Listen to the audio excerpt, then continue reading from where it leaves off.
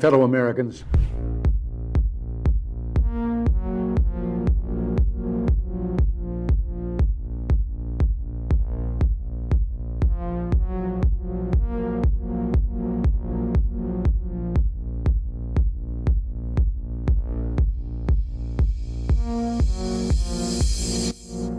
You might be wondering, why in the world is there a 30-minute countdown before the show starts? Well, we actually start live every day at 4 p.m. Eastern time, so this whole 30-minute countdown is a chance for YouTube and Rumble to send out their alerts and notifications, so we encourage you to gather up and hang out with everyone in the chat room. So every day at 4 p.m. Eastern time is when we do this show live. You can join us for the countdown if you like, or just set your clock and reminder that at 4 p.m. Eastern is when we go live. You can also make sure you subscribe and turn on that bell notification, so hopefully you will get a notification. What do you have to say about dictators of countries like Indonesia, who we sell weapons to, yet they are slaughtering people in East Timor? What do you have to say about Israel, who is slaughtering Palestinians, who impose martial law? What do you have to say about that? Those are our allies. Why do we sell weapons to these countries? Why do we support them? Why do we bomb Iraq when it commits similar problems?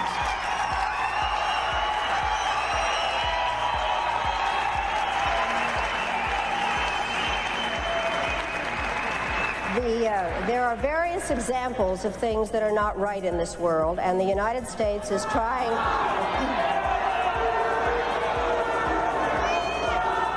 I really am surprised that people feel that it is necessary to defend the rights of Saddam Hussein, when what we ought to be thinking about is how to make sure that he does not use weapons of mass destruction. I'd like to. Who are shouting? Just a moment. I'm not defending him in the least. What I am saying is that there needs to be consistent application of U.S. foreign policy. We cannot support people who are committing the same violations because they are political allies. That is not acceptable. We cannot violate UN resolutions when it is convenient to us. You're not answering my question, Madam Albright.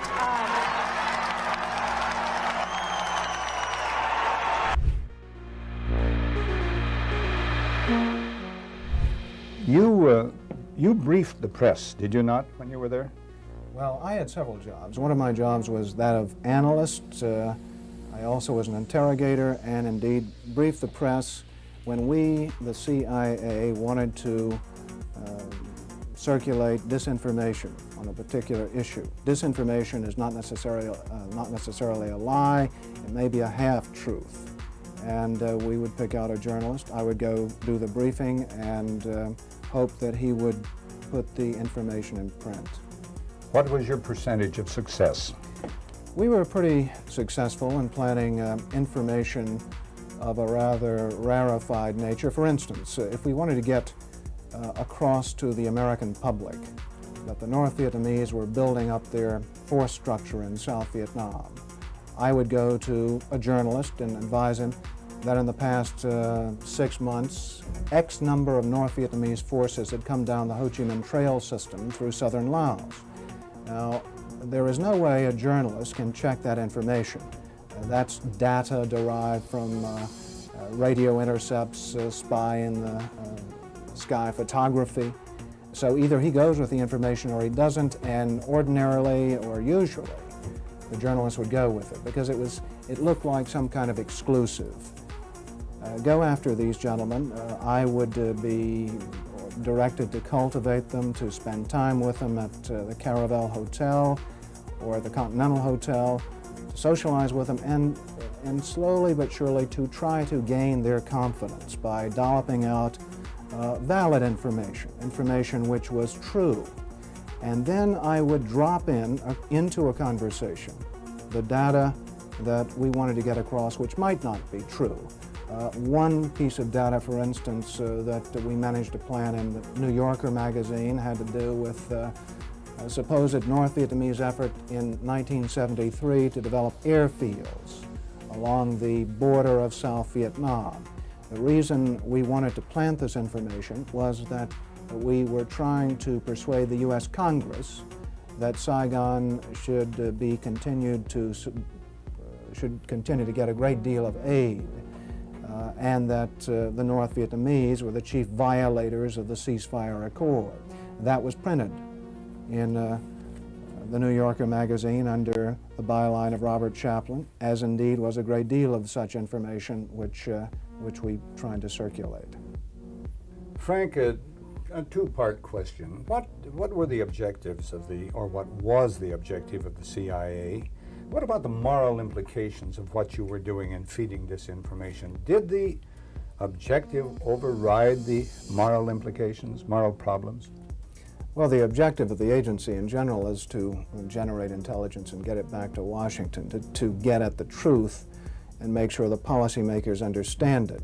When you plant disinformation, you are diverging from that objective, and I think probably in retrospect it was very counterproductive. I am, as an ex-CIA agent, opposed to the disinformation activities in which I was involved. I admit that I was involved, and I think it served no useful purpose. Propagandizing the American public or Congress is not the CIA's job. As to the morality of what the CIA was doing or that particular activity, the war was a very relative thing. It was a relativist environment, and morality seldom came into play when you were operating in the field. In my estimation, a CIA man should be amoral. That may sound pretty shocking to somebody, but what if my morality were that of a Nazi or agent, if you will? You wouldn't want me to be your intelligence officer. Keep the morals out of intelligence. Keep the truth in, and stay away from disinformation.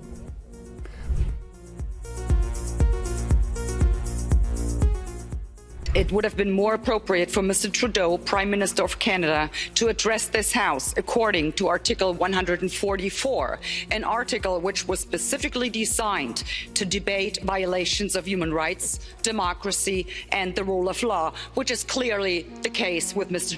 Trudeau. Then again, a Prime Minister who openly admires the Chinese basic dictatorship, who tramples on fundamental rights by persecuting and criminalizing his own citizens as terrorists just because they dared to stand up to his perverted concept of democracy, should not be allowed to speak in this House at all. Mr. Trudeau, you are a disgrace for any democracy. Please spare us your presence. Thank you. And it might sound radical, colleagues, but the answer to war is not more war, it's peace. And peace isn't delivered by the barrel of a gun, it's delivered by diplomacy, by dialogue. You can wish away your continent's history, but we share a continent with Russia. We will sit down with Russia. There will be a negotiated peace, and this organisation should be promoting it earlier rather than delaying it and making sure that more Ukrainians die. Your feigning of sympathy rings hollow. It makes me sick, to be honest with you.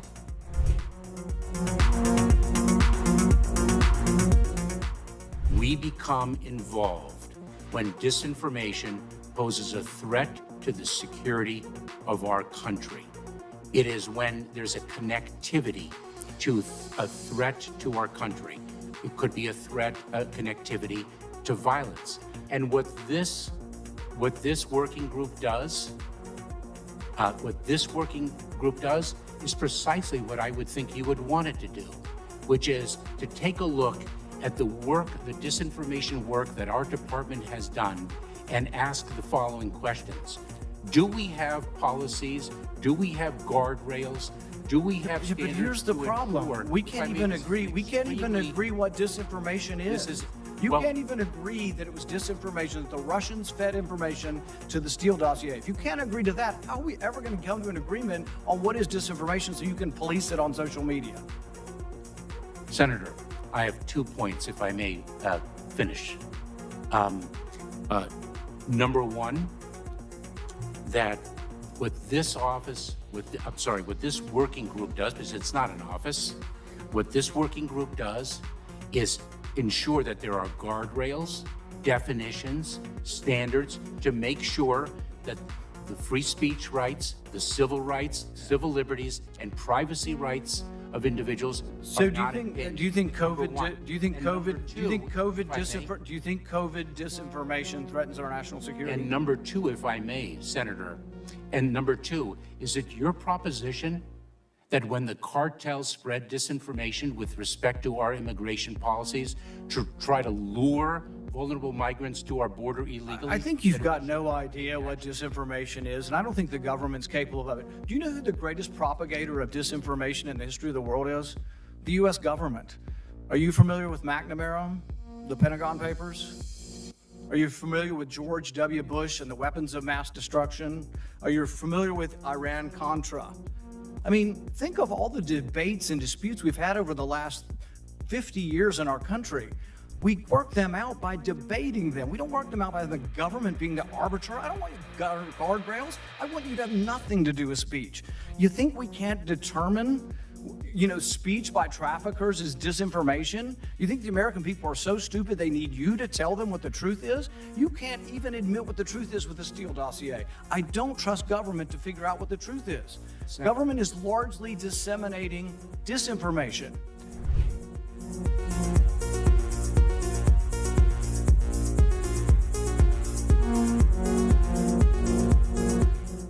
You would know this this is a bit of an aside, but in terms of how you think about problem sets, when I was a cadet, what's the cadet motto at West Point? You will not lie, cheat, or steal, or tolerate those who do. I was the CIA director. We lied, we cheated, we stole. It was like we had entire training courses. We had a good discussion on ensuring global energy security and adequate oil supplies to support global economic growth, and that will begin shortly. I'm doing all I can to increase the supply for the United States of America, which I expect to happen. The Saudis share that urgency, and based on our discussions today, I expect we'll see further steps in the coming weeks. Are you worried about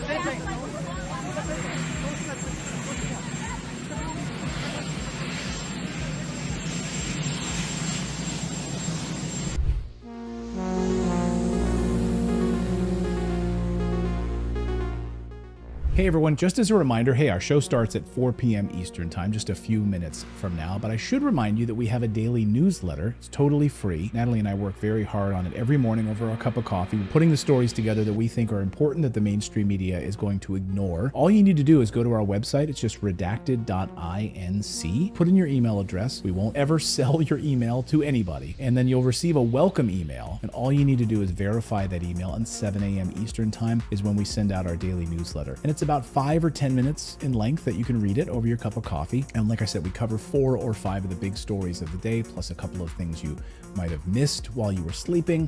We try to have some fun with it, add a little humor into it. And again, it's a great way to start off your morning. But it's also a great way for us to stay connected with you as well, because we've been banned and blocked on some of these platforms before, where we haven't been allowed to post anything, not even a community post. So the only way for us to stay connected with you is through our newsletter. We were able to send out a newsletter and say, hey everyone, we're blocked for the next week, and let you know what was actually going on with our show. Anyway, go to redacted.inc and sign up for the free newsletter, and it'll be posted first thing in the morning over your cup of coffee.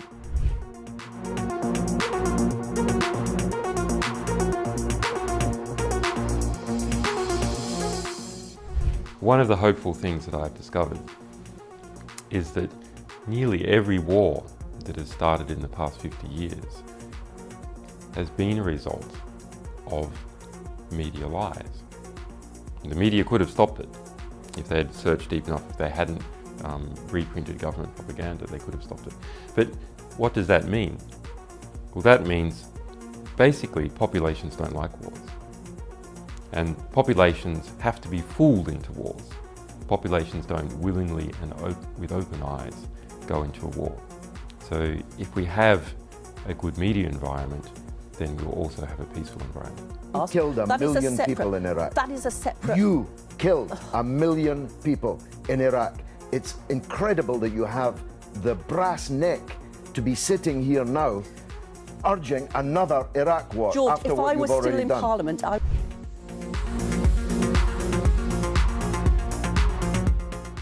There can be no doubt that Saddam Hussein has biological weapons and the capability to rapidly produce more, many more.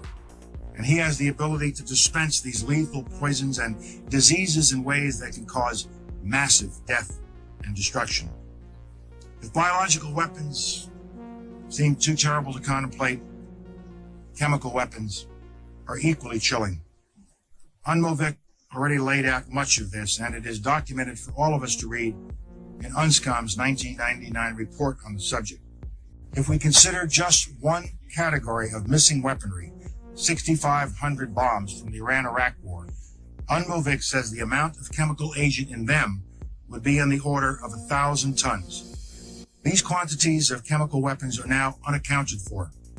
Dr. Blick says, quipped that, quote, mustard gas is not marmalade.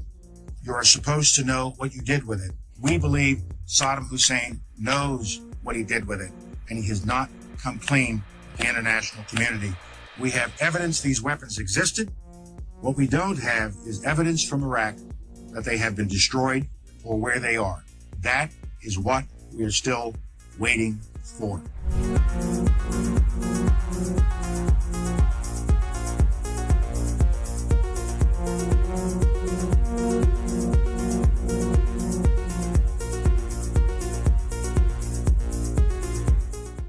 Okay, inspection worth doing, everybody's agreed it's worth doing, and it gets stopped. Yes, sir. At that moment, we're an automatic pilot as far as you're concerned. Period. No ifs, ands, or buts. Now, I respect that. But now, it seems to me the Secretary of State might have a slightly different problem. Secretary of State might be sitting there and saying, now look over there on that side. Now, I remember so-and-so and so-and-so and so-and-so, and the 12 people on this side, they're all the ones that said they didn't want to use force. Now, I'm going to have to go tell the president now that we should, or Secretary Cohen, unleash whatever it takes to get it done. And our military assessment is the same as the majors.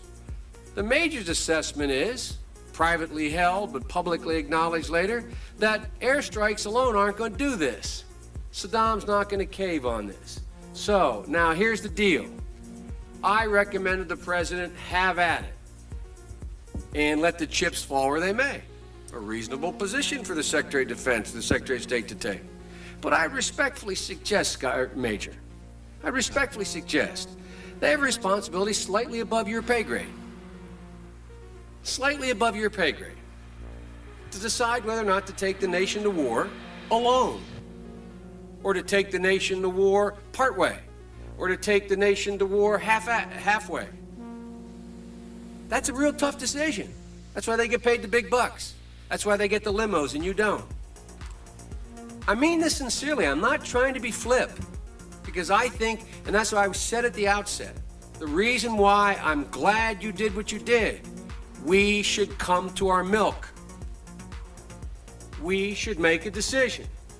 But in terms of whether the Secretary of State has no more to consider than you do as the arms inspector, you didn't get in, didn't get my job done, get me in. Period. You made the deal, right? That's the deal. A deal's a deal. Get me in. Scott Ritter, I'm ready to go. It's not how it works. Now, maybe it should work that way. But wouldn't you acknowledge that if you were President of the United States or the Secretary of State, you'd sit there and say, now, okay, old Scotty boy didn't get in. We said he should get in. We want him to get in. It's important that he does get in. They're not going to let him in, so what are we going to do now? We know that France and Russia aren't going to be with us. We're quite confident China's not. We've already run those traps. They're not there. We're not sure where the United States Senate is, but have at it, boys. Go get them. And by the way, Scott and the boys say air power's not enough. I think it's a legitimate debate, Scott, Major. I think it's a legitimate debate. But I don't think we should be putting it in the context of, you have somebody up there at state saying, look, how can we weasel out of this agreement? We want to let this guy out there hanging. We're not this. It's a very practical political decision. Same kind of decision General Powell made. Same kind of decision President Bush made. Every president, every Secretary of State has to do it. Like I said, They get paid more than you. Their job's a hell of a lot more complicated than yours. They may have made the wrong decision, and you brought it to light. We should address it. We should say straight up where we are, and we should do it. And for that, I thank you. But it's above your pay grade.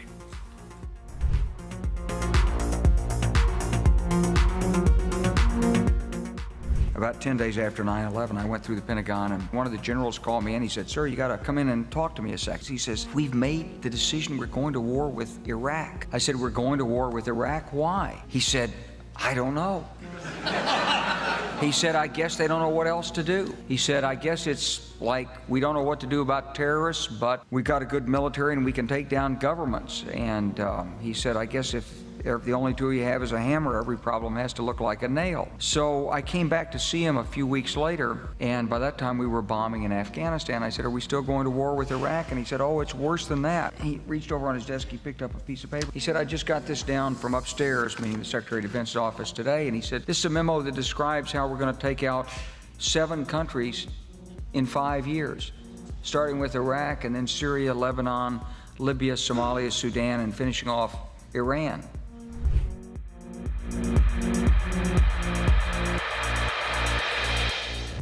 Hey everyone, Clayton here. The show is going to start at 4 p.m. Eastern Time. I should remind you that we have a VIP community. It's our Redacted Rebel VIP community. Now, this show is totally free, what you're watching right now, right? You can subscribe here on YouTube and Rumble, totally free.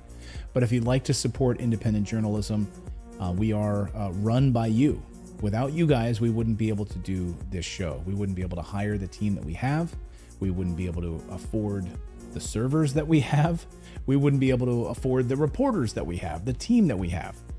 So you can support us by going to redacted.inc, and on the right side of your screen, you'll see a VIP community button. Just click that, and for the price of a cup of coffee once a month, you can support us. We put out exclusive content, early interviews that no one else will see, live streams just for our VIP Rebel community. So again, it's totally free to watch this show, but if you do want to support independent journalism, we would really appreciate it. Come on over to redacted.inc, click on that community button, and decide if you want to sign up or not. It's totally up to you. We thank you. And meanwhile, the show will start in just a few moments at 4 p.m. Eastern Time.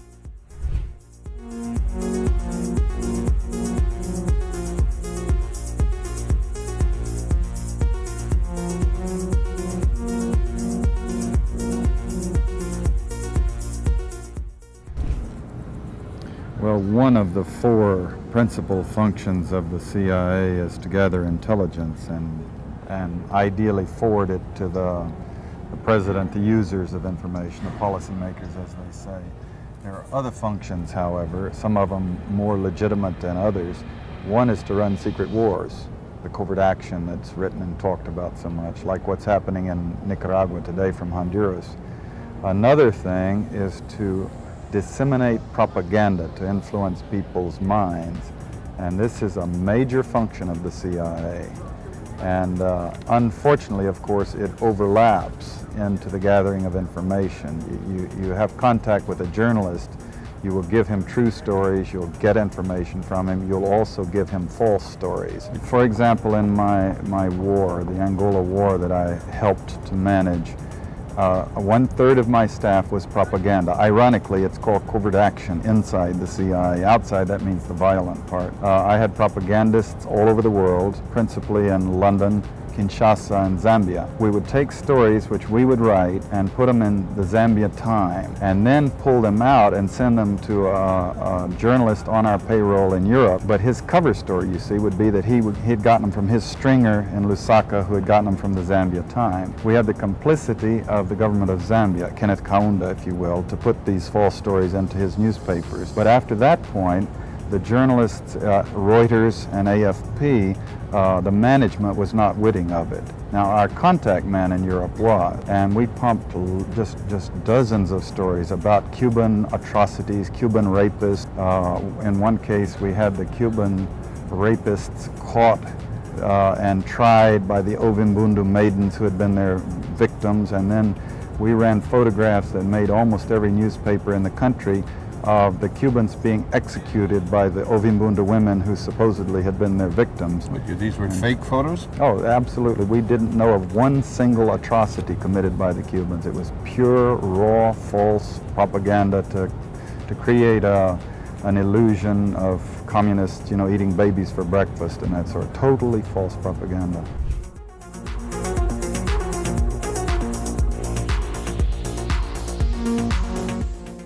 The only reason that I'm allowed to ask you this question is because today the federal court ruled that the government doesn't have the right to determine who is or is not a journalist. This is the second election in a row that the court had to overturn your government. Do you still insist on being able to make that decision, and why? First of all, questions around accreditation were handled by the press gallery and the consortium of networks who have strong perspectives on quality journalism and the important information that is shared with Canadians.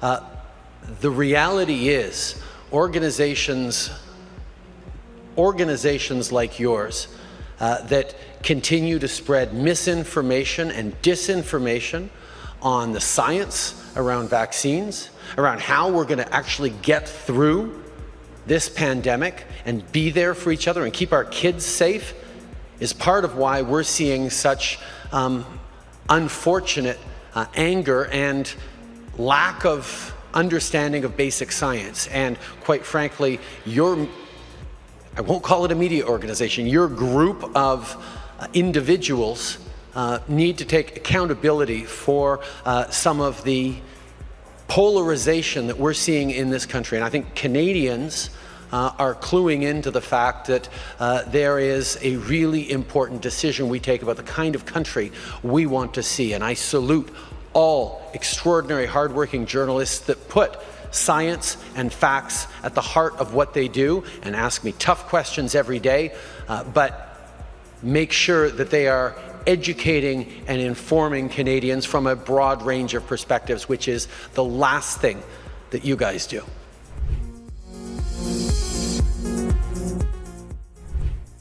Whatever our hopes may be for the future, for reducing this threat or living with it, there is no escaping either the gravity or the totality of its challenge to our survival and to our security.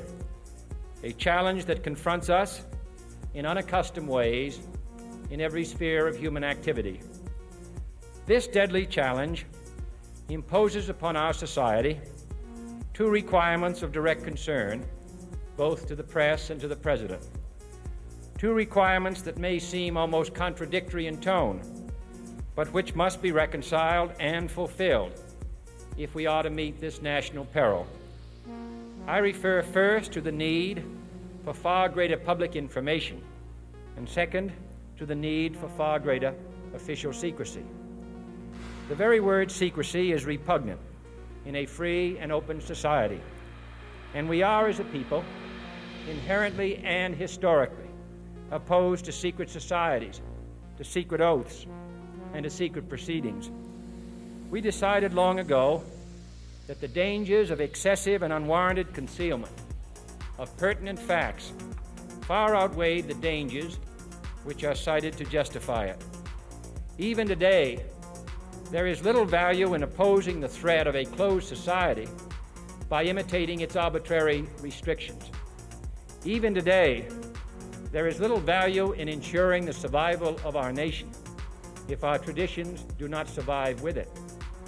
And there is very grave danger that an announced need for increased security will be seized upon by those anxious to expand its meaning to the very limits of official censorship and concealment. That I do not intend to permit to the extent that it's in my control.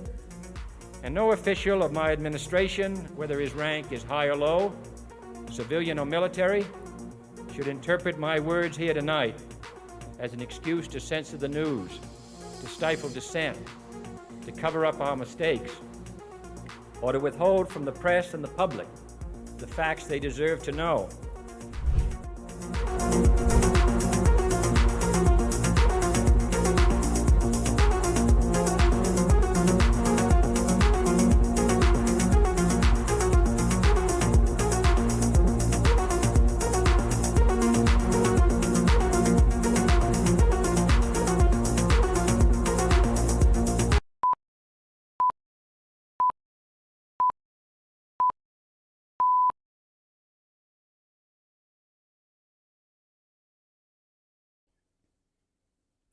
Welcome to Redacted, everybody. I am Natali Morris.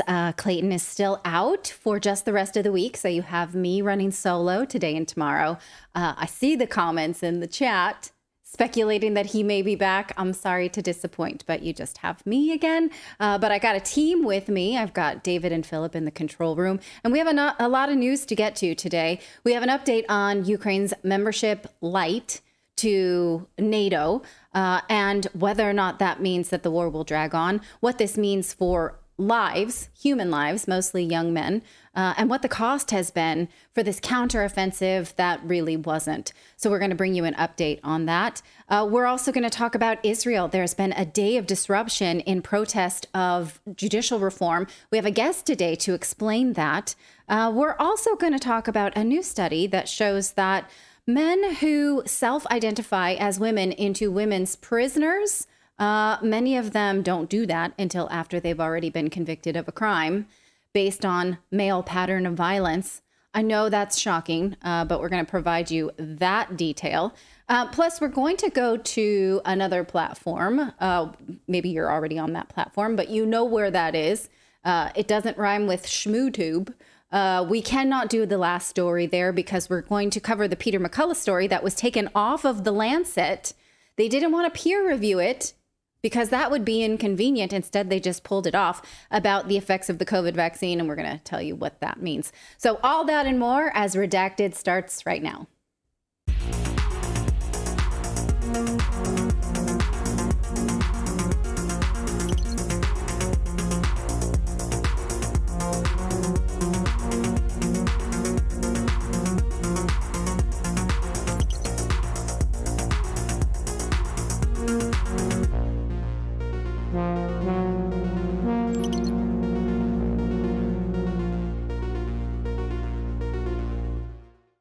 All right, welcome to your Wednesday. Today is is it the 12th or the 11th of July? I have no idea, but it's Wednesday. The 12th. In the middle, yes. Okay, so I did half of the show thinking it was Thursday today, and then Philip, who just told us the date for real, had to correct me. So we're getting there. We're getting through it. We're halfway through the year, halfway through the month, and almost all the way through my solo shows, and Clayton will be back with us next week. So thank you for all of your comments and all your watch times and your likes and your shares and all of that stuff. I really, really appreciate it.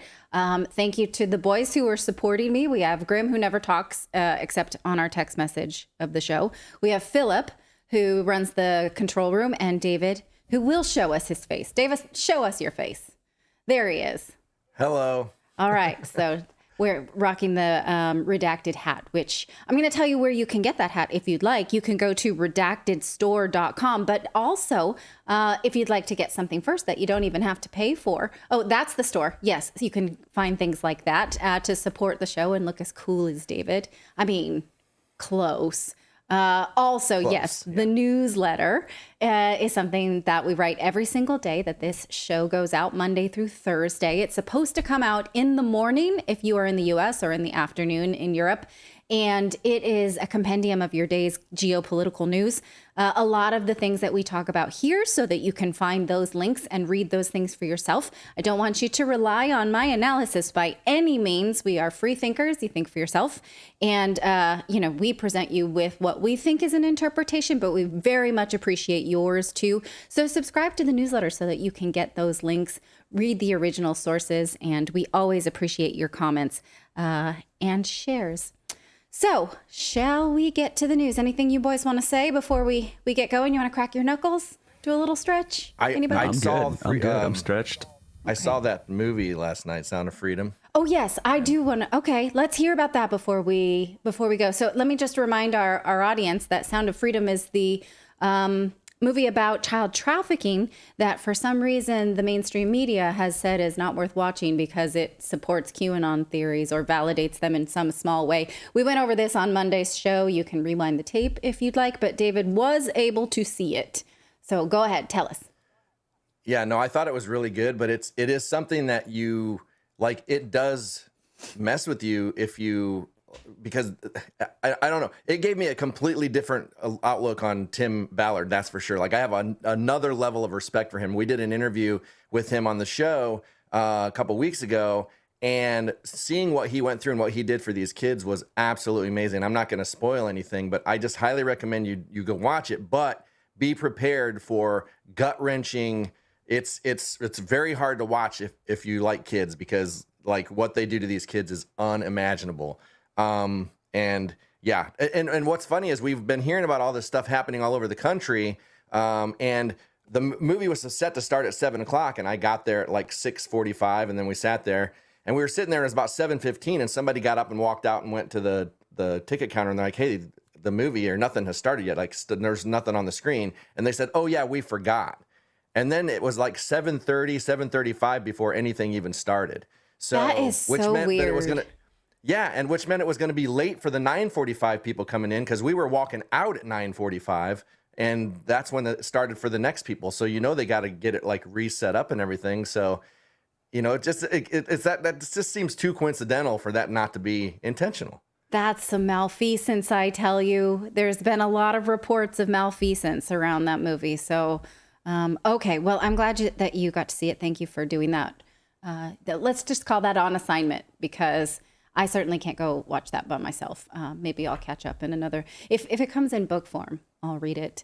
Yeah, I think you'd better be better off reading it, because it was hard. It was really hard, because I thought of you a lot actually when I was watching it and thinking, I don't think you should watch this. Yeah. All right. Yeah. I'm a delicate flower when it comes to that kind of stuff. We have a joke around our house that I'll read the most screwed up stuff, books about just awful, awful things, but I won't watch even fiction. I won't watch things that are just too upsetting. Well, I think it's just because you have kids, and I know how close you are to your kids, and to see kids that, but the main girl reminded me of Eve a little bit. So that made it like, it just, it was just kind of hard. Okay. All right. Well, thanks for accepting that assignment. And yes. Yeah. Okay. Well, let's move on to the war in Ukraine, because we got another emotional appeal from Ukraine today after President Zelensky visited NATO. Now, we've shown you many times that every time a world leader or a celebrity visits Ukraine, we get these really highly polished, highly produced videos with like heartstring, emotive music in the background. Today was a big one because he met with all the world leaders of the West. Watch him showing up to NATO summit. And I kind of had this, I can't help myself but make Potter references. It felt like all the world leaders were surrounding him like he's Neville Longbottom, who just kind of put them over the House Cup, because they did not offer him full membership, but they allowed him in their club as sort of a junior varsity member. I'm going to play the first part of it. It's about 1.5 minutes, and then I'm going to go ahead and talk over it, because you don't hear any words until the end. So watch it, and then let's just keep in mind as we watch it, what are we being asked to feel about it with this music?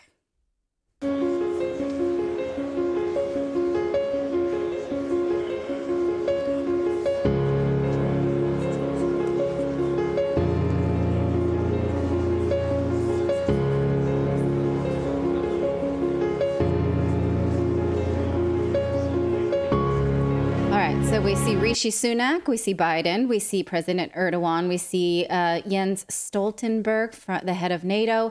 We're going to see Giorgia Meloni pop in the white suit as well in a second. Behind her is the Prime Minister of Spain in the purple tie there. And she kind of goes across in the white suit. That's Giorgia Meloni from Italy. Many other world leaders. Now, also yesterday, interestingly enough, on Zelensky's Telegram feed, he posted a video. Can we just pause it there for a second? I'm sorry.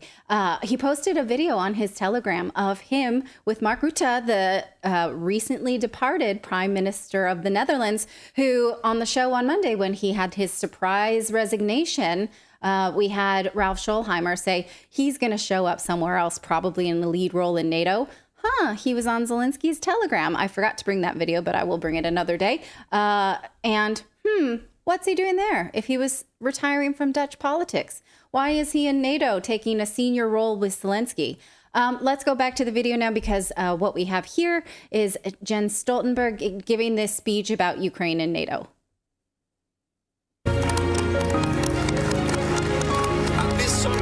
We have reaffirmed that Ukraine will become a member of the alliance, and we have made decisions to bring Ukraine closer to NATO.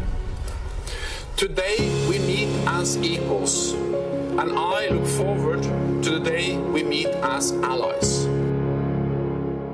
Now, in terms of propaganda, I'm very curious about his decision to still wear this outfit, this green military outfit, because, you know, they say dress for the role you want. He wants to be considered a full-on member of NATO, and for that to happen, he needs to not be at war. But he continues to dress as if he's in active combat, and I feel like that outfit does not fit the occasion, but he's acting, and we know this. Go ahead, David. Yes. I was going to say, I feel like the piano music really got to me, but I feel like that, real quick, you know what that reminded me of? You ever see The Truman Show where they're like, where he's getting ready to hug the father and they're like, okay, easy on the music. All right, now he's coming in for the hug. Swell, swell, swell. And then they're like sitting there and then he hugs his father and the music goes, you know, louder and crescendos. That's what that felt like. But I think that it's like Fetterman. He looks more approachable and everything in that shirt. So I think that is very, very strategic that he always wear that so that they feel like, you know, this is a man that is like, you know, he's not a man of wealth. He's not a man of anything, but he cares that's so much. BS. And he's He is a always man in of character. wealth. But okay, yeah. Yeah. Oh, yeah. But they don't want you to know that. Right. But what's hinging around their application is that you're currently at war. We can't have someone that's currently at war as we progress through this because that means the rest of us are at war. But he still insists on dressing like he's at war, even though we know he's not at war. He's leading his people into war, but not himself. And so this costuming is something that I find very perplexing. You know, it's like when world leaders sort of march with their troops and you know that they never were in any kind of real battles.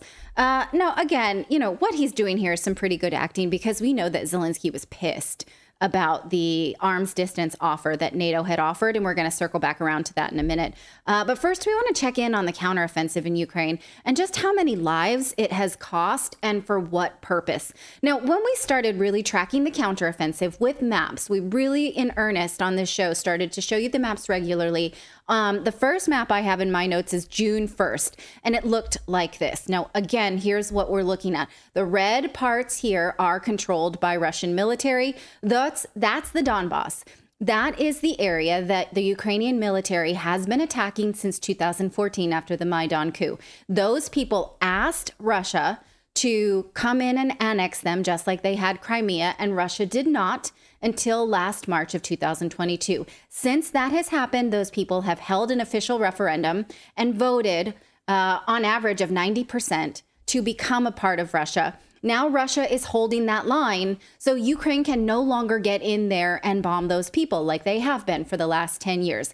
That's the line where we started being told there's a counteroffensive. So what the West wanted us to think was that this red would disappear, would be pushed right, and it would turn this, let's say, light gray color. The dark gray color is the area that is still the Donbass, does still want to be taken over by Russia, but Russian troops haven't been able to advance there. So that's still contested territory. Okay, now let's look a month and a half into what the map looks like today. And this is what we've shown you. Does it look similar? Does it look like maybe those two things, like nothing's happened in 6 weeks? Well, let's go ahead and put them side by side. Yes, that would be absolutely correct. So 6 weeks of a counteroffensive and barely any land gained. By some sources, they have gained about 50 square miles, which is not even 1% of that area. And some experts say it wasn't really ground regained. It was just that they moved forward in land where Russian defenses were not. And how much did that cost Ukraine in terms of human lives and equipment? A ton. These numbers come from the Russian Defense Minister, Sergei Shoigu, but Ukraine has not been forthcoming with the numbers, so this is all we have to go on for right now. This was his official statement just today. That doesn't look good on your screen. I apologize. I won't do that again. I'm just going to read it to you. So what he is saying is 26,000 servicemen, more than 3,000 items of military hardware, 21 planes, 5 helicopters, 1,244 tanks and other armored vehicles, 17 German-made Leopard tanks. Remember those German Leopard tanks that they didn't want to send in the first place? and then did anyway. 17 of them blown to smithereens, 5 AMX tanks produced by France, 12 U.S.-made Bradley infantry fighting vehicles, 91.4 special automotive equipment, 2 air defensive systems, 25 multiple launch rocket systems, 403 field artillery cannons, and mortars. That's a lot. Do you think guys. maybe is it 914 or 91.4 vehicles? I think it's 914. It's 914. You're right. I'm sorry about that. I won't do that again. I just wanted to show you the official source. I have to find a better way to graphically represent that to you. I'm sorry. Okay. Yes, that's a lot of gear. A lot, right?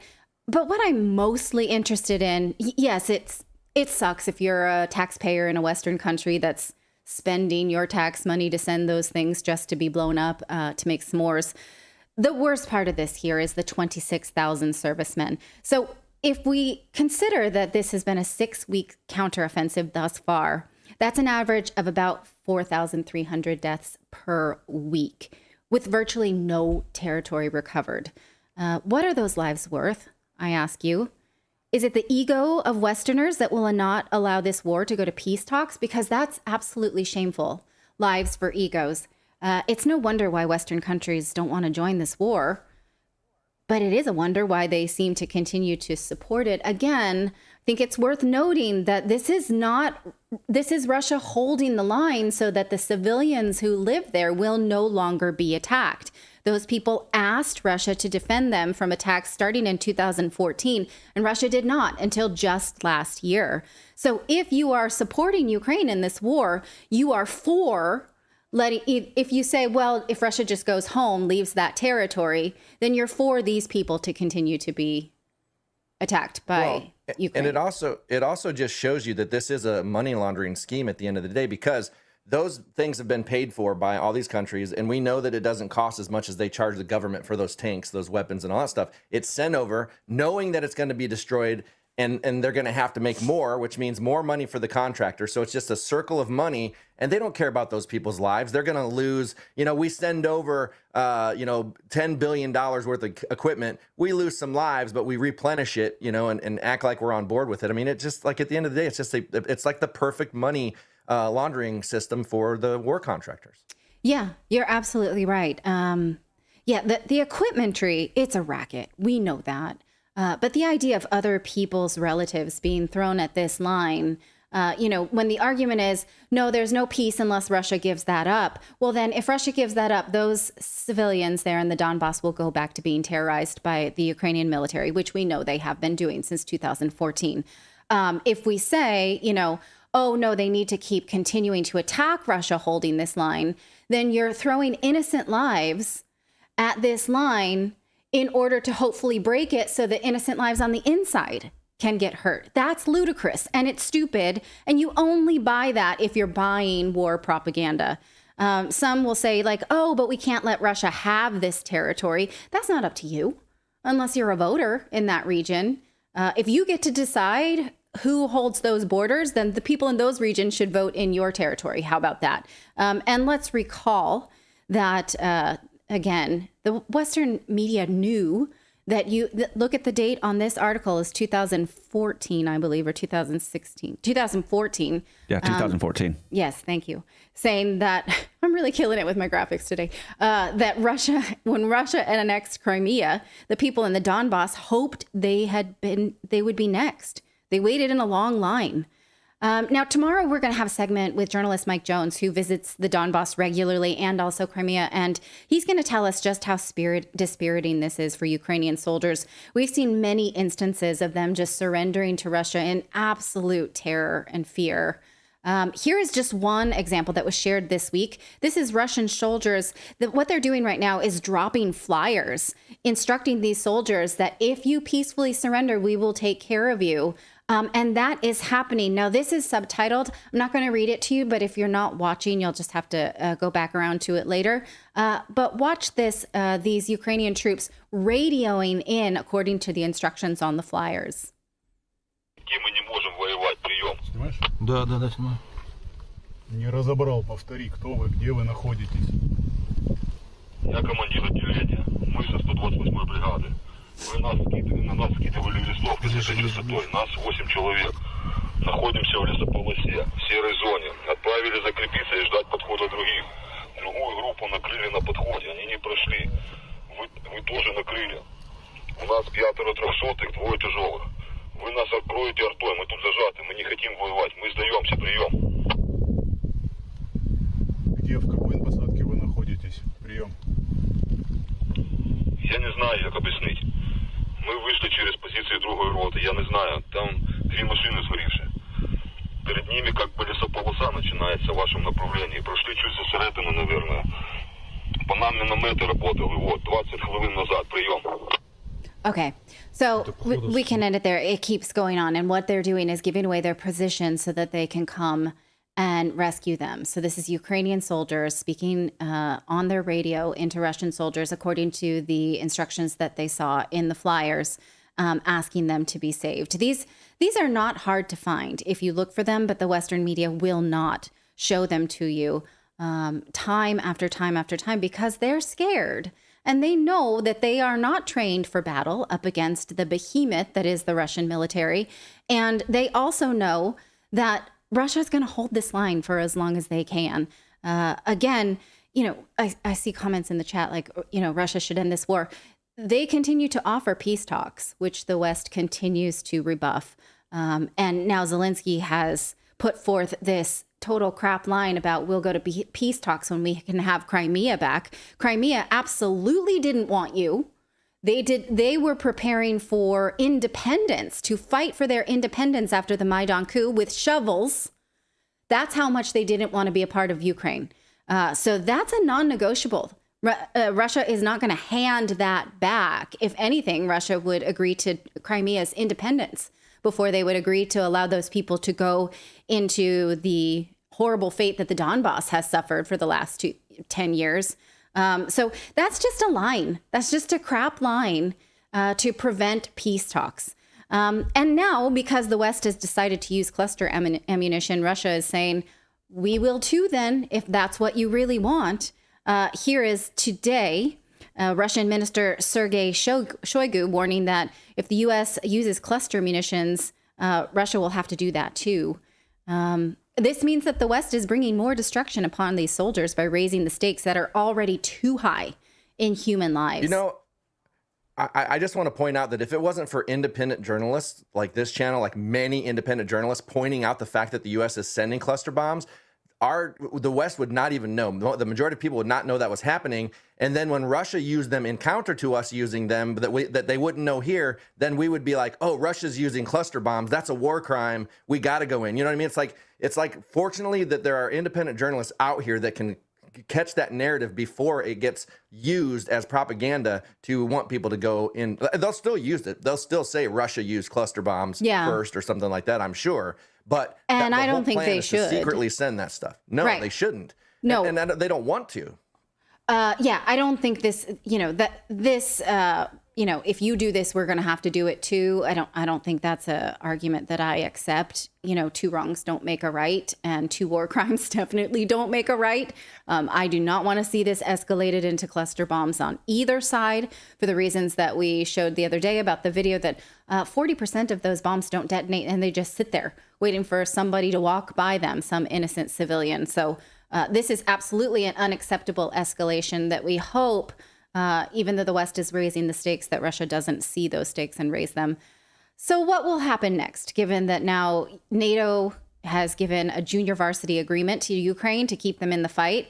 It's hard to say because Ukraine does not believe and feel that NATO has its back anymore. Recall last week, the U.S. ambassador to NATO, Julianne Smith, said, you know, we're going to make them an offer that makes them believe and feel something above and beyond restating Bucharest.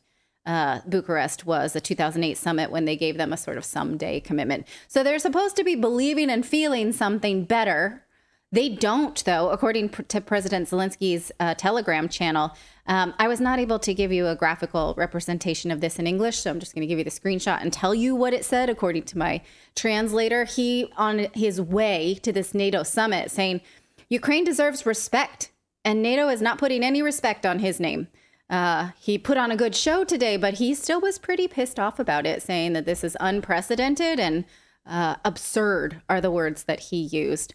But it seemed to be sufficient enough to allow both sides to save face so that he can keep showing up for the cameras and doing what the West wants him to do, which is looking like a war hero and selling this war to you.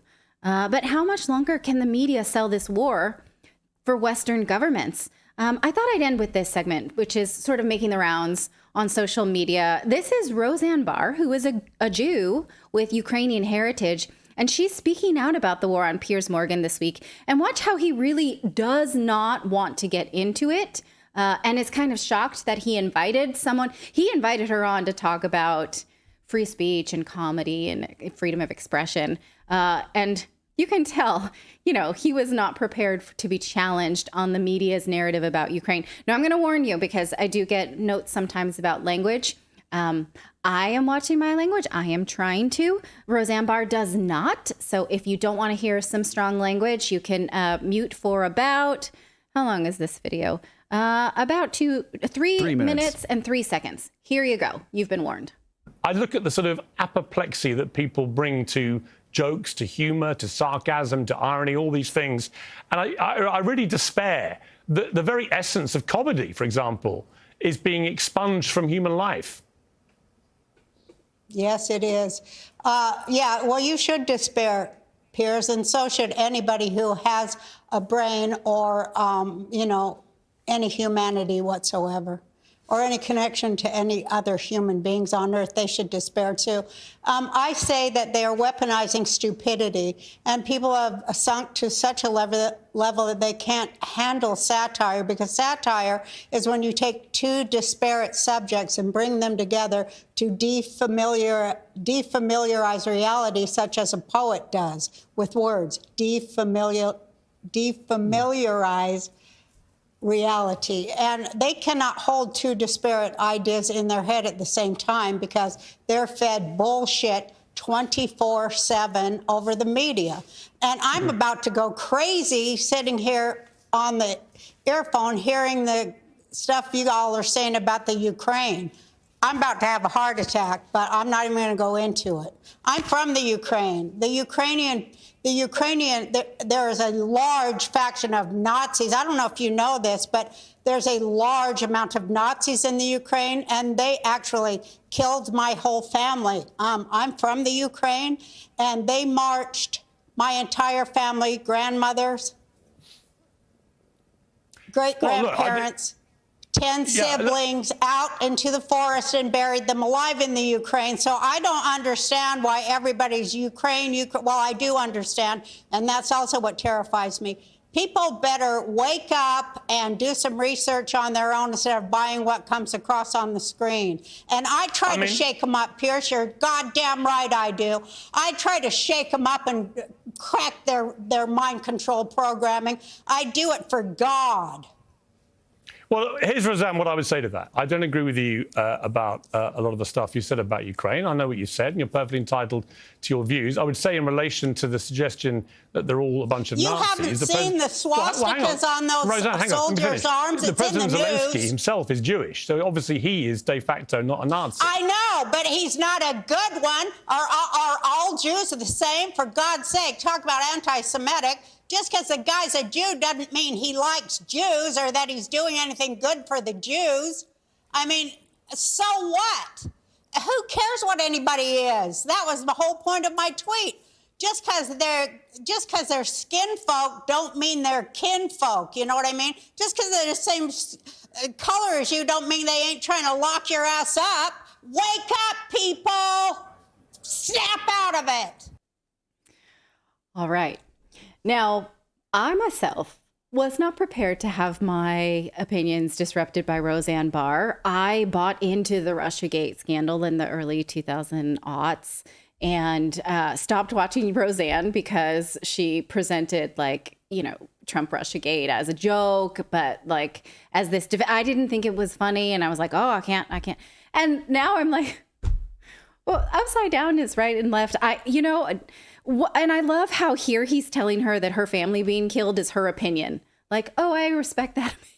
That's not an opinion. That probably happened to her. Opinion on that. Yeah, like my family was murdered by these people. Well, I don't agree with your opinion on that. Like that, right. That wasn't an opinion. That was not an opinion. I would say no. That's not an opinion. Go ahead, David. What were you going to say? Well, I was just going to say it's like saying like I had a hamburger that had a worm in it, and you take it to the company. They're like, we don't agree with you that that's a worm. Like I'm holding the worm. Right. Yeah. And she's not saying, what she's saying is you're selling this war and I don't understand how people take it. And he's like, that's an opinion. But she's not trying to debate him, and he's not giving a reason why we should support Ukraine. It's it's very paradigm shifting for me.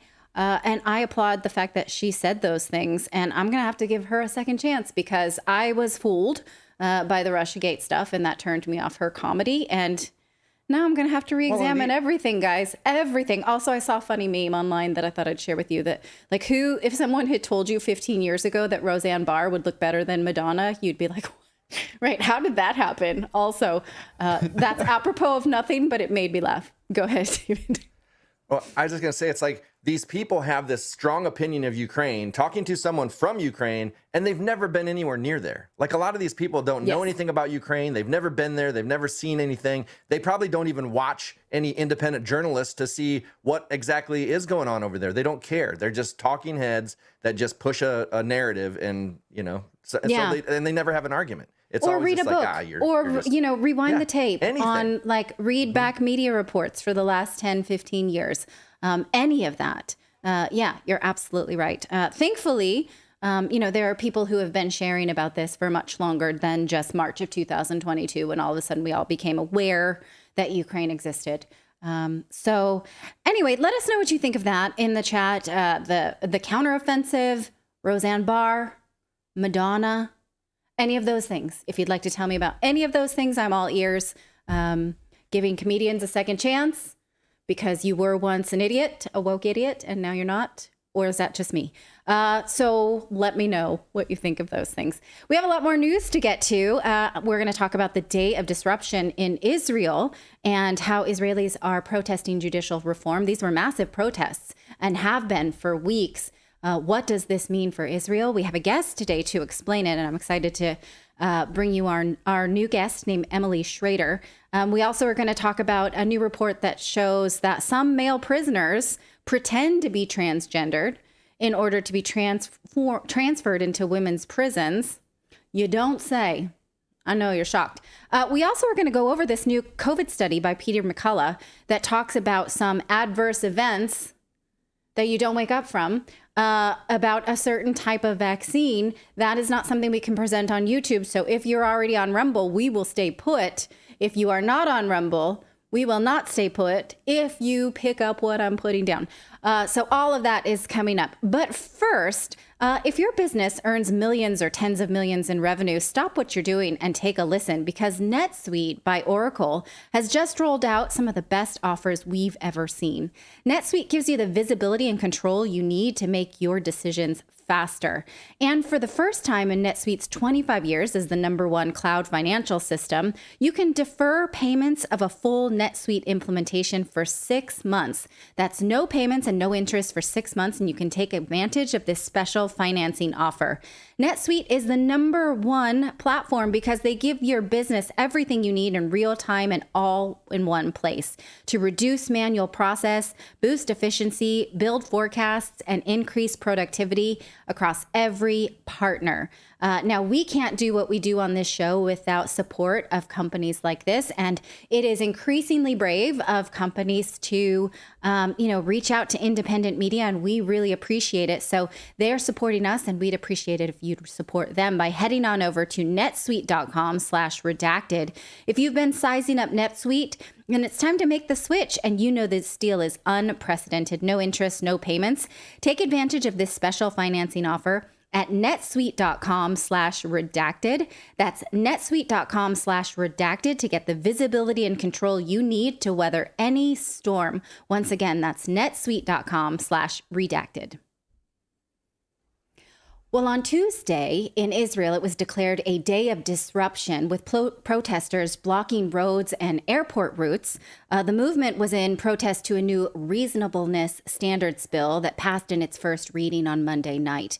The bill will hand more power to politicians by preventing courts from reviewing legislation according to this new reasonableness standard. Currently, courts can review decisions by elected officials according to this standard. But if this bill becomes law, it will essentially kneecap that process. Joining me to discuss this is journalist Emily Schrader. She's an Israeli and is also an American, and she joins us from Tel Aviv. So thank you for joining me. First of all, did I get that right, or is that an incorrect interpretation of what this is? Mostly right. Just a little bit more specifically, this is part of a series of judicial reforms that have been proposed by this Israeli government. So this is just one of many.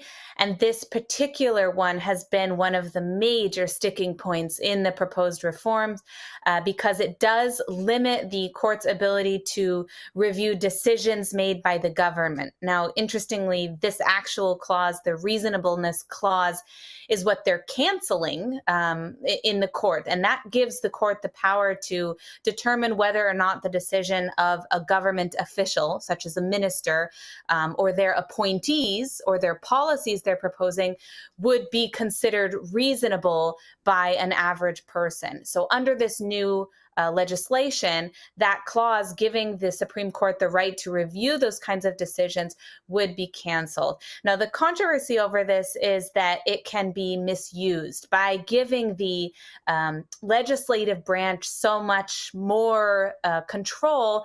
You have problems that could arise, such as, for example, Aryeh Deri, who is a former minister in the Israeli government that was convicted of bribery and actually has a felony conviction against him. And this government wanted to appoint him as the Minister of Finance, for example. So the court said that it would be unreasonable that someone who is a convicted felon who has committed financial crimes would be in charge of handling financial matters in the state of Israel. So that is what the reasonableness clause was for from the beginning. And the concern is that any government, whether they be far left or far right or even, centrist, could push through policies that impact not only who certain ministers will be, who will hold those portfolios, but also in certain policies that they're promoting. It could also occur that a minister, sets a certain budget aside for a certain community or certain group of people that the court would say that's unreasonable to, have such great disparity in wealth between one community next to the other. And of course, this is hypothetical, but it makes the country more susceptible to corruption. And so I think that that's one of the main concerns from the protesters that we're seeing over this issue. Okay, so would this be akin to, say, the Supreme Court no longer being able to review a constitutionality of law, which is something we do see happening in the U.S. and I think many of us want to continue to happen? So it's a little bit more complex than that because Israel doesn't have a constitution. And for me personally, it's one of the reasons that I have erred against these judicial reforms. On certain pieces of legislation, I do also actually agree that the power of the Supreme Court should be reformed slightly. But I do not support these particular reforms for the reasons that I already mentioned in this. Okay. The reasonableness clause and the other proposed reforms won't do away completely with the Supreme Court's, at least as they stand today, the proposals today. They won't do away completely with the court's ability to review legislation in certain circumstances, but it does limit how judges are selected, which is actually one of the positions that I agree with for the judicial reforms. And of course, it limits the power of the court to be able to check the legislature. And that is something that I fundamentally disagree with, precisely because Israel does not have a constitution. So it's important that you have someone else enforcing checks and balances when it comes to a system such as this. Obviously, in my personal opinion, the best solution would be making a constitution, but that becomes incredibly complex, especially in a young country like Israel that has such diversity of thought, opinion, religion, history. So it's that could be a ongoing long-term goal. But as it stands today, I do think it's important that the court has independence and the ability to review decisions of any government, whether I agree with the government or not. Right. That is an existential question. How in the year 2023 do you come across making a constitution that fits for everybody? Like how was it ever done? Can you give me a temperature of the disruption as it stands right now? I know this is anecdotal, but I did have one friend say it feels very tense. It feels like it may be a revolutionary time in Israel. Is that an extreme interpretation, or do you feel that too? I don't think we're anything like a revolution. I think it's interesting. You know, a lot of people criticize Israel for whatever shortcomings the country may have, but this entire demonstration is actually a display of how much Israelis care about the democratic process, how much they care about checks and balances. So really, no matter what side of the aisle you fall on this issue, it's a win for Israel when it comes down to it. The demonstrations have been going on for, over 25 weeks, over 27 weeks now. And they have been largely peaceful without a lot of, altercations. Here and there have been, incidents with certain individuals and the police, but by and large, these are very peaceful protests. And I think that is actually quite impressive and quite a testament to Israel's commitment and efforts towards freedom of speech. I'm not sure the tensions between the different groups are obviously very, very tense right now. I would say it's worse when it comes to diaspora relations than I have seen it in the past 10 years, at least 10 years since I've lived in Israel. And by diaspora, I mean the communities in the United States, Israel's relations with other countries. This government has made it more difficult, not even necessarily with the decisions that have been made, but with some of the comments that are, extreme, in some cases racist, and just completely unnecessary in many other cases. That is making it more challenging on the ground and making the situation more tense. Now, this polarization isn't unique to Israel. Unfortunately, we're seeing the same type of polarization surrounding political debates all over the world, that the left is getting more extreme and the right is getting more extreme at the same time in response. And somehow we have to have a sort of civil de-escalation. There are already groups that are working on this, that are working on, mutual respect and understanding and dialogue, the importance of dialogue.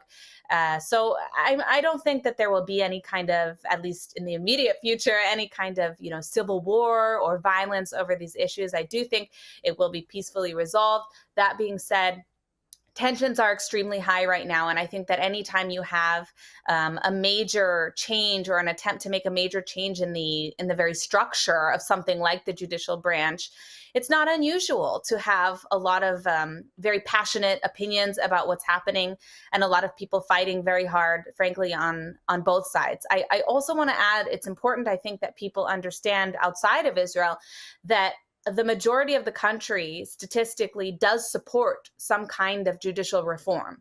As I stated earlier, I think that as a result of not having a constitution, a number of different factors from previous governments, the power of the Supreme Court has gone to somewhat disproportionate levels, especially when you compare it to the judicial branches of other countries like the United States. And a lot of people don't realize that. So I do agree with curbing the court somewhat, but at the same time, I don't agree with this legislation. I think it goes too far. And I also think the way that it's been presented and the way that the opposition in the government has been treated when it comes to this issue is problematic. I think from the beginning, the government should have said this is a decision that should be made with the coalition and the opposition. And I know there have been some relatively unsuccessful conversations between the opposition and the coalition prior to this for the last few weeks. But the opposition isn't very happy with the seriousness of the coalition and working together with, the other parties and the other viewpoints on the issue issue of judicial reform. So it's an ongoing challenge, and I think it will continue to be.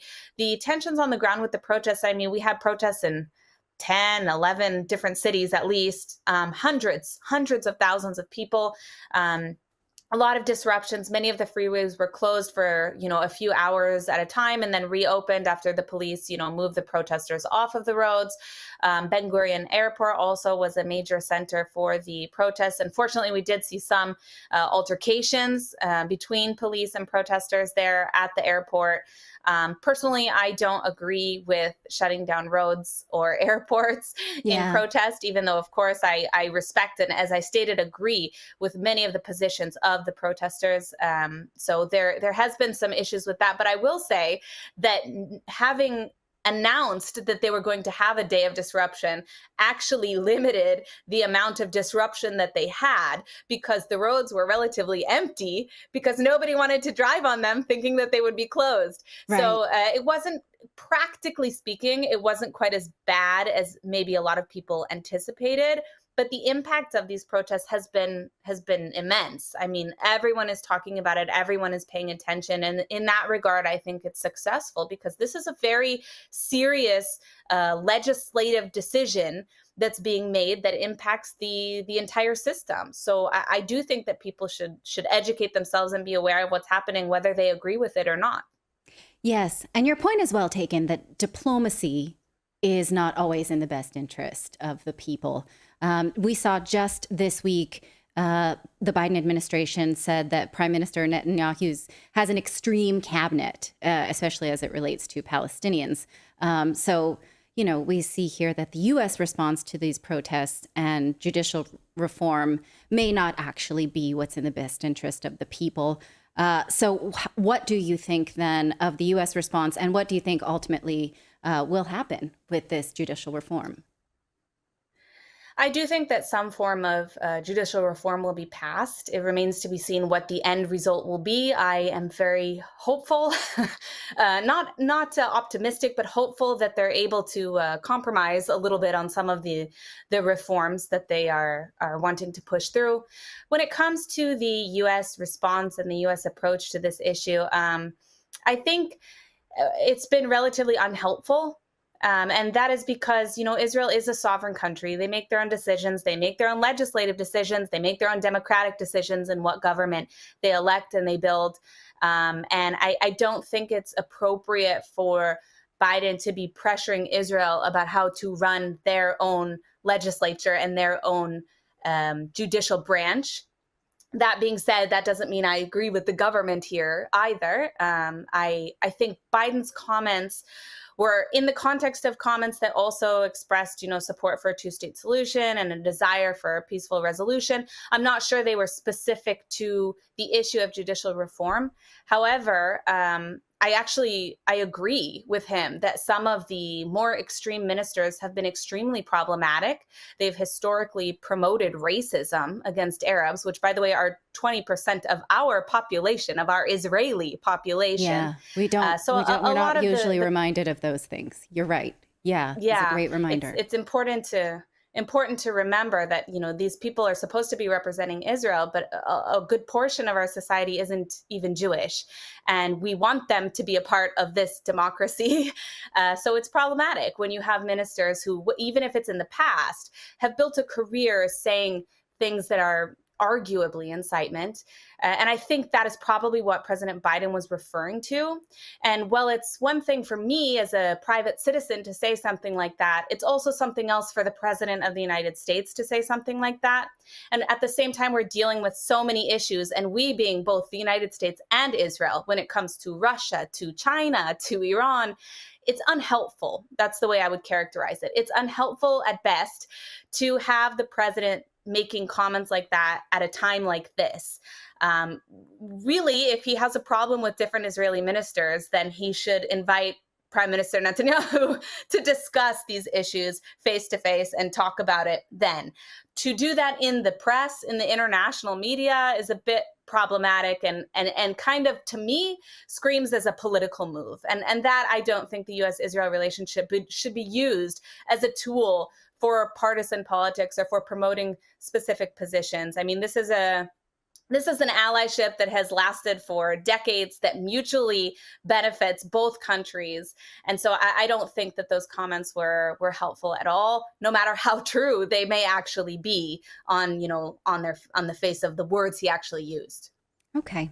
Well, thank you so much for this context. It helps a lot because, you can't believe everything you read in the media or everything you see on Twitter. And so I appreciate your perspective. Unless very it's much. my Twitter, and then you can. Okay. All right. So yes, follow Emily on Twitter. It's Emily K. Schrader. And we will continue to follow the progress of these protests as they come. So thank you again for your time. Thank you. All right. So let us know what you think of that in the chat. And if you're in Israel, send us what your experience is of this day of disruption. There were some, I just want to make it clear that we follow certain rules here on YouTube and other platforms that, we can't show a lot of like people dragging each other around. It did seem like a lot of the footage that we saw out of this protest was peaceful. But anytime... These are just sort of the rules that we follow. Anytime someone's been like dragged along, for instance, a lot of those Just Stop Oil protests, we just can't show those to you. Those are the current rules of engagement. Yeah, and it's really because the way YouTube says it is like it's this violent police action can get you like they'll still play it, but it'll demonetize the video. Yeah. So it's like you got to watch but then some things are violent police action and some things aren't. And there's some videos that actually just get flagged automatically. Like we had one a while back where it was Dutch protesters, and it was just like no matter what I did to it, blur it, anything like that, they just once YouTube recognized that video, it just automatically rejected it. Yeah, it's kind of strange. These are the rules that we're dealing with. So anyway, let us know what you think of that story and any perspective that you might offer. We appreciate it. We have more news to get to. We're going to talk about this new study out of UK prisons that shows that many male prisoners are pretending to be transgender in order to be transferred into women's prisons. Plus, we are going to go over the new Peter McCullough COVID study that has been removed by The Lancet. They would not even peer review it, even though it was submitted for peer review. That's not how that's supposed to work in academics. Why are they afraid of taking a look at those studies? They're saying they have a problem with the methodology, but they have plenty of studies on their publication right now that use this same methodology. So that's weird, right? Weird. But first, we want to tell you about our friends over at Moomoo. Are you an investor looking for an easier way to trade stocks? And would you like 20 free stocks? Well, with Moomoo, which is our favorite trading platform, there's no steep learning curve. It has a simple interface and it's easy to use, so even beginners can take advantage of the stock market in no time. Plus, it offers powerful tools often reserved for experienced investors like customizable watch lists and advanced charting capabilities. And now Moomoo even has added powerful earnings calendar schedules, so you don't have to hunt and peck to try to find the earnings schedule of your favorite company. Right now, Moomoo is giving away this limited time offer of 20 free stocks when you open your account and make your additional initial deposits. We have their 16 free stocks. I'm not sure which one it is. Let me double check that for you. But even if you never do anything else with your account, you get to keep those free stocks. Between 16 and 20, which is pretty stinking good for free. Moomoo has zero commission trades, and the app looks amazing on every platform for iOS to Android, Windows, and Mac. Moomoo can help you trade with its advanced tools like their stock screener and their earnings calendar. So no matter what level your skill is, you'll find fantastic tools that can help you trade. So open your free Moomoo account today. Get access to zero commission trades and 20 free stocks when you open your account and make your initial deposits. To learn more, check out redacted.inc/Moomoo. One more time, that's redacted.inc/Moomoo. All right, well, a new report in England shows that some male prisoners pretend to be transgender in order to be transferred into women's prisons. You don't say. This is something that people have been warning about. Now, this seems like kind of an obvious study, but there's some things in here that make me very uncomfortable, and I want to go over it because this is something that affects single-sex spaces, not just prisons, but civil rights as well, things that we all should care about. So if you're like, well, who cares what happens to prisoners? One, you still have civil rights, even if you are a prisoner. And two, this has implications for all single-sex spaces. So let's go over this. Now, the full report hasn't been published yet, but it was commissioned by the Ministry of Justice in the UK, and preliminary findings were published by a prisoner's publication called Inside Times. Now, interestingly, this study was commissioned in order to study how to better protect transgender prisoners. It had nothing to do with protecting women's prisoners or women's spaces. It literally was there to study how to better serve their needs. So that's where that money went. But what they found is that there is this idea of real trans people versus fake trans people. And you can see this conundrum, right? We're talking about biological males identifying as women. And it's really tricky concept to say some of them are real and some of them are not. Now, there is a pathology for gender dysphoria that normally happens in young boys as young as 4. And 80% of the time, it resolves itself by full puberty. If it does not, and it persists, a lot of times this is a biological male phenomenon more than it is a biological female phenomenon. So there is such a thing as an adult person who still is gender dysphoric and wants to live as this. So we are talking about two real categories, but what many of them are saying is that these biological males are faking it. Why this matters is because it says that the type of people who are more likely to switch genders are sex offenders. Look at this quote from the study. The figures show that men jailed for sexual offenses are twice as likely to identify as trans women compared with men jailed for other types of offenses. Now, you would think it's just kind of obvious. If they committed their sexual crime with their penis, they should stay in a male prison, right? If they committed that crime as a male, they don't get to then switch. That seems pretty stinking logical. If when they were convicted, let's say a transgender adult who has been dysphoric since childhood and maybe was doing sex work or other kind of like whatever, for whatever they're in prison, drug offenses or something like that, but that happened as a woman, then we are talking about two distinctive groups. Again, this tracks with a 2020 study that shows that transgender women, we're talking about biological males, still display a male type pattern of criminality because women's violence is very different. Can we put that chart up? If you take a look at this study from 2020 that shows that. So male sexual predators might want to be in spaces, with only women. Who would have thought? Oh, maybe everyone who understands sexual predators. Some of the fakers, they say, thought that if they identified as women, they'd have an easier life because, not so many, I guess, scary fellow prison inmates. Also, they thought that they could opt out of some of the rehab classes that they had to do while they were still categorized as male offenders.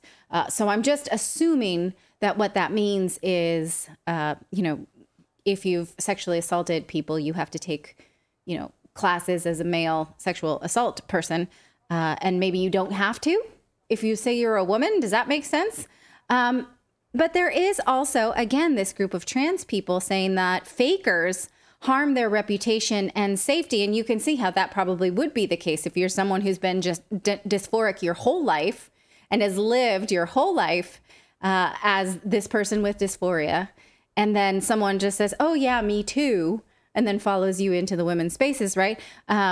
Here's the quote from that study. There's this theme in the findings related to the participants having to prove their authenticity and also question how genuine or fake other transgender prisoners were. The researcher says participants described how the fakers were both a threat to the reputation of prisoners who were transitioning gender and also a threat to the limited resources available to them in custody. But again, my issue with this is not that like some are fake and some are real, although that's an uncomfortable discussion. And it's increasingly uncomfortable because there's no burden of proof any longer. We used to have this burden of proof where you had to have been dysphoric for 2 years. You had to have displayed these certain markers. For whatever reason, we've decided that's not necessary anymore, and you can just identify with how you feel. And so now, people are poking, like they're making a joke out of it. Like, just let me throw on some lipstick and say I'm a lady. Ricky Gervais' most recent episode of his, what's the name of his show? Afterlife. I have not seen it, but I watched the first 2 seasons. Sort of pokes fun at this, is just like, throw on a wig, call yourself trans, get all the perks, right? But again, these lines are blurred, and there's this, we're framing this around men, though, biological men. Nowhere in this study are we saying, does this make it less safe for women? And that, I think, is problematic, because the very study was done to protect only trans people and not the existing population. And so if we then replicate these studies in schools, then we're never going to look at how this affects the single sex population, or, for lack, non-transgender people. I'm not going to use the word cis. Go ahead, David. Is there any data showing it the other way, where trans men are going into men's prisons, like requesting that and not being women's prisons? Are we seeing that at all? I have not seen it. I have not seen it. And I don't know why you would, right? Unless to get yourself killed. Right, but that just proves the point that it would be better to be in a woman's prison. True. Whether you're man or female. I mean, if they're not requesting to go in with men, then that means something is obviously, worse in the men's prison than women's prison. Maybe. I watched 1 episode of Orange is the New Black and decided I was not in for that. So maybe that's true. Maybe that's not. I don't know. I have done no field research. Now, there's no winning this game of distinction of who's real and who's not. Like, it really just leaves us this option of creating a third space. And when former Scottish First Minister Nicola Sturgeon was asked how we know who is a safe trans person and who is not, she basically said, wait until they commit violence and then we'll see, which is like using a woman as bait. So, even if we're talking about female prisoners, though, they still have human rights. And a lot of times when you put male sex offenders in these single sex spaces, it's the women who are already there who become less safe, not the already existing trans women. And it's the most powerless populations who were harmed by gender ID. This reminded me of this statement in April by the Black Women's Caucus. They released this statement against gender ideology because they say Black women and girls are a more vulnerable population, particularly in the United States, and therefore need safer spaces to be protected. They point out that 1 in 4 Black girls are sexually assaulted before the age of 18. 35% of Black women report physical abuse and violence. And so policies that allow men unfettered access to female designated facilities put Black women and girls, a demographic disproportionately impacted by male violence, at an even higher risk. Also, Black women are 2.5 times more likely to be murdered than men by men than white women. And this is why the fight against gender ideology is pertinent for Black women.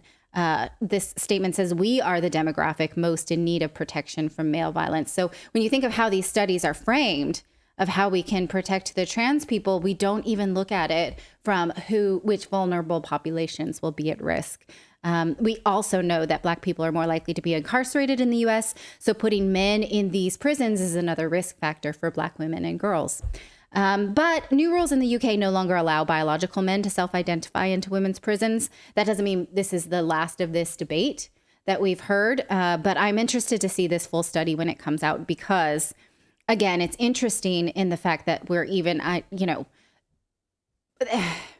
we're even allowing for this category of fakers, right? I think it maybe makes the conversation even harder rather than easier, but at least there is this idea that there always historically has been a way to identify the pathology of gender dysphoria, and we somehow have forgotten it.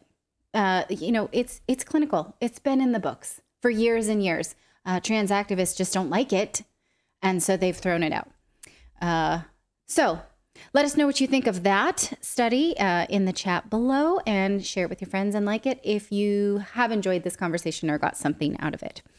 So we are in a minute going to move to a different platform if you're watching us on YouTube, because current rules on YouTube say that we cannot even look at academic studies that would suggest that something that this new study did suggest. Now, this study was put up for peer review and then swiftly taken down, not peer reviewed. I mean, again, the way it's supposed to work in academics is if you don't like something, you poke a bunch of holes in it and say why it's wrong. Academics won't even do this. One of the paper's authors is Peter McCullough. So if you've been following this space, you already know where I'm going with this, but we're going to take a good hard look at the data.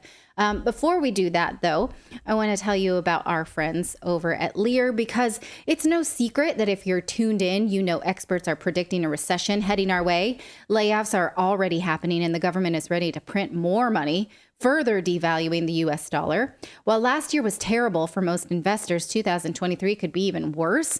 That is, unless you were smart and invested in gold, then you were protected from loss while other investments fell. If the experts are right and we get hit with a recession, 2023 is looking even better for gold and silver investors. So if you're interested in investing in gold, then Lear can help you start purchasing precious metals or converting part of your IRA or 401k into a gold and silver IRA. So call Lear Capital today at 800-613-3557 or go to LearRedacted.com. Right now, if you buy 1 ounce of gold, Lear Capital is giving away a free ounce of silver, and that's incredible. Literally free silver. You can keep it. You can sell it, do whatever you want. It's yours. There are a lot of gold companies to choose from, and Lear Capital has over 25 years of experience, thousands of 5-star reviews, and a risk-free guarantee that gives you 24 hours to review your purchase before you commit to it.